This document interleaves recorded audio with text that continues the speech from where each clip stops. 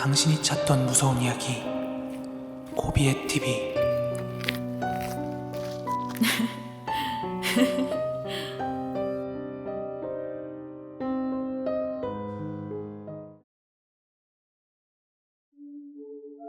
(2023년 3월 16일) 고비의 TV 공포라디오입니다. 익명의 제보 사연입니다. 아마 이런 우스갯소리를 한 번쯤은 다 들어보신 적이 있으실 거예요.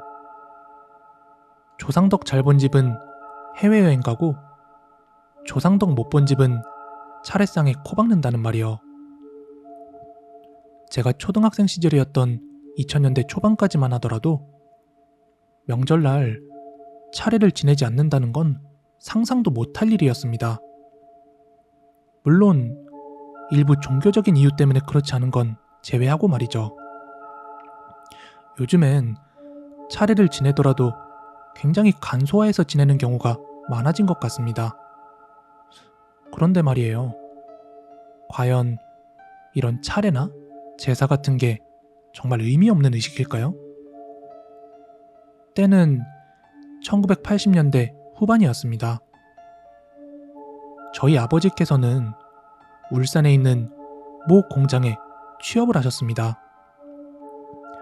그때 본가가 서울인지라 울산에서는 회사에 있는 기숙사에 들어가시게 되셨습니다. 당시 기숙사 건물은 지금도 간혹 보이는 붉은색 벽돌로 지은 5층짜리 아파트였습니다. 기숙사는 1인 1실이었는데 방이 원룸 사이즈로 좀 좁다는 것만 제외하면 요즘 생각하는 평범한 대학 기숙사와 달리 정말 일반 복도식 아파트였다고 합니다. 그리고 때는 7월에서 8월쯤 무더위가 한창 기승을 부릴 때였다고 합니다. 당시 아버지가 다니는 모 회사는 주 6일 근무에 라인 돌아가는 속도도 굉장히 빨라서 일이 끝나고 나면 집에 오기가 무섭게 쓰러져 잠들기 바빴다고 합니다.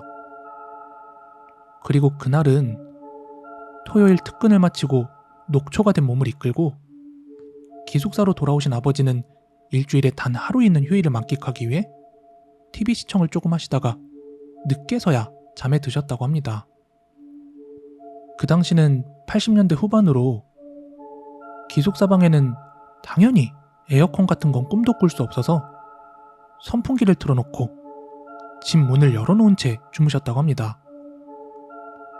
이는 비단 저희 아버지만 그런 것이 아니라 당시 회사 기숙사에 살던 대부분의 사람들이 그렇게 잠이 들었고, 또 건물은 아파트라도 명색이 회사 기숙사라서 정기적으로 경비 아저씨가 순찰을 두고 그래서 별 생각 없이 그렇게 문을 열어두고 잠드셨다고 합니다.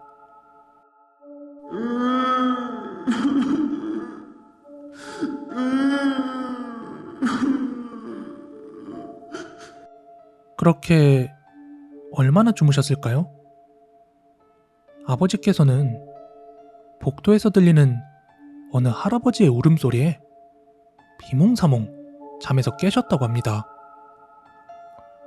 시계를 보니 새벽 2시가 조금 넘은 시간이었는데 아직 피로가 풀리지 않아서 천근만근히 몸을 이끌고 아버지께서 복도로 나가보니까 어떤 할아버지께서 아버지의 바로 옆방 앞에 앉아서 울고 계시더랍니다. 어르신, 무슨 일이세요? 아버지의 옆방은 아버지와 당시 그렇게 친하진 않았는데 인사 정도는 주고받는 다른 공장에서 근무하는 형님의 방이었대요. 근데 그 형님도 여름에는 방문을 활짝 열어놓고 주무시는데 그날따라 문이 닫혀 있더랍니다. 그리고 그 할아버지는 저희 아버지의 물음에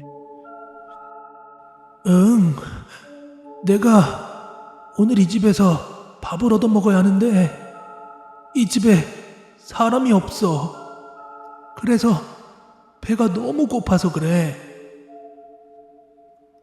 하며 힘없이 대답하셨다고 합니다.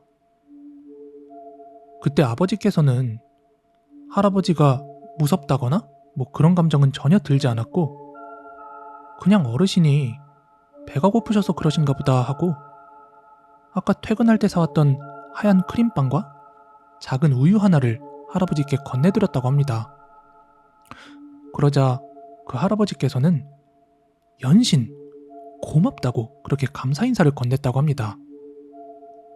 그리고 잠시 뒤 아버지께서는 잠에서 깨어나셨습니다. 그건 꿈이었던 거죠. 그리고 아버지께서 할아버지에게 드린 그 크림빵과 우유는 부엌에 잘 있었다고 합니다.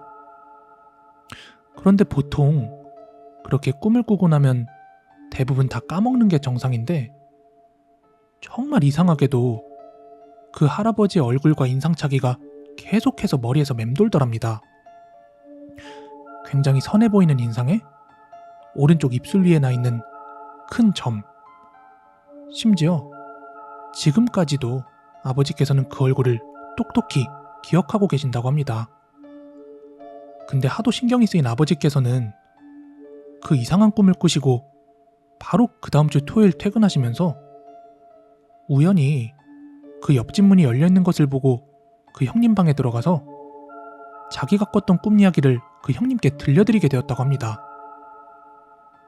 처음에 아버지께서는 그냥 미친놈 소리 들을 각오하고 그냥 말씀드린 건데, 의외로 그 이야기를 들은 형님의 얼굴이 심각해지더니 아버지의 말씀을 다 듣고 나서 책장에서 뭔가를 막 뒤적뒤적거리더래요. 그리고 뭔가 사진 하나를 꺼내서 아버지께 보여드리는데, 거기에는 할아버지 한 분이 있었는데 바로 아버지가 꿈에서 만났던 그 할아버지였습니다. 그리고 그 형님께서 한숨을 푹 내쉬면서 아버지께 말씀을 드리길, 사실 그 할아버지는 형님의 친아버지라고 하십니다. 형님이 집에서 굉장히 늦게 태어나서 아버지와 나이 차이가 굉장히 많이 나는 경우였다고 하는데요. 지난주 일요일, 그러니까 아버지가 할아버지를 만났던 그날이 그 할아버지의 일주기가 되는 날이었는데, 하필이면 그 형님께서 어쩌다 보니 이제 그 주에 가족여행을 가게 되었다고 합니다. 그래서 그날 그 형님의 방문이 닫혀있던 거고요. 당시 회사의 분위기가 휴가를 직원이 편할 때 쓸 수 있는 분위기가 아니라서 말 그대로 나갈 수 있을 때 휴가를 나가야 되는 분위기였습니다. 그래서 그 형님께서는 형님 아버지의 일주기 제사도 잊어버리고 가족여행을 계획하셨다고 해요.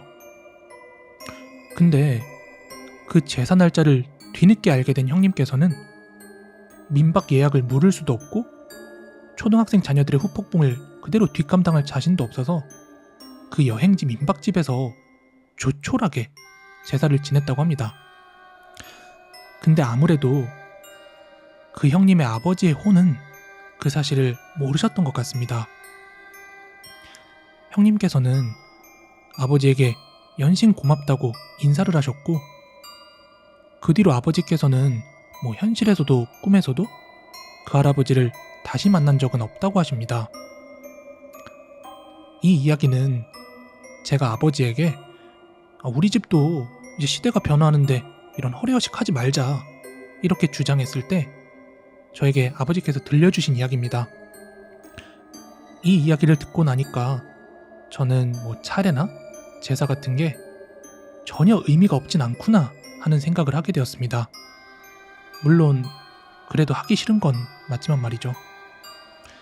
무섭거나 그런 이야기는 아니었지만 제가 들은 이야기 중에서는 나름 신비한 이야기라 이렇게 한번 이야기해보게 되었습니다. 오늘 준비한 무서운 이야기는 여기까지고요. 가시기 전에 좋아요, 구독하기 꼭 좀 한 번씩 부탁드리겠습니다. 저는 내일 더 무서운 이야기로 찾아오도록 하겠습니다. 감사합니다.